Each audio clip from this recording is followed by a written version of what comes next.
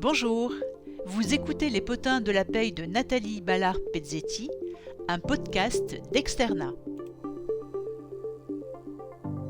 Bonjour, bienvenue dans ce nouveau potin de la paye. Potin de la paye qui a la saveur d'un rappel.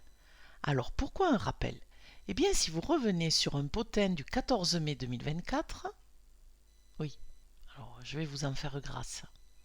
Si vous revenez sur ce potin, vous verrez qu'en ce temps-là, la Cour de cassation avait pris une décision qui conditionnait, ou plutôt ne conditionnait plus à quelque ancienneté que ce soit, le bénéfice des activités sociales et culturelles du CSE.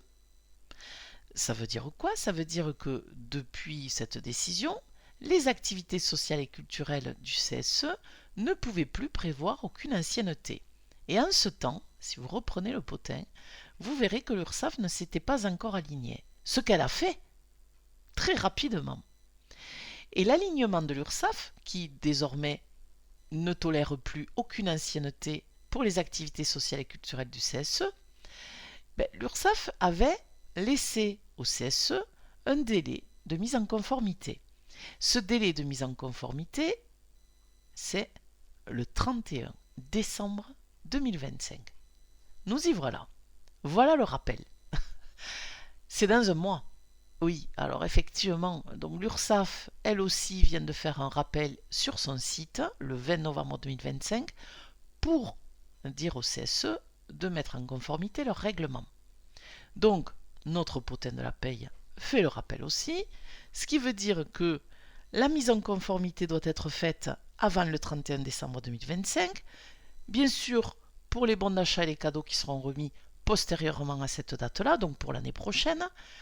Pour cette année, vous pouvez avoir des bons d'achat, des cadeaux, que sais-je, des activités sociales et culturelles qui ont encore été conditionnées à une ancienneté. S'il y avait eu, dans l'intervalle, un contrôle de l'URSSAF, vous aurez effectivement de la part de l'URSSAF une observation pour mise en conformité.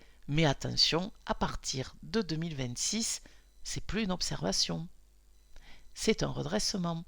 Ce qui veut dire que tous les salariés stagiaires, à partir de 2026, quelle que soit leur ancienneté, vont bénéficier des activités sociales et culturelles. Donc, au moment du pot d'accueil, si un salarié vous dit « c'est quand le cadeau de Noël ?» et bien même si le pot d'accueil c'est en novembre, il aura raison. Voilà.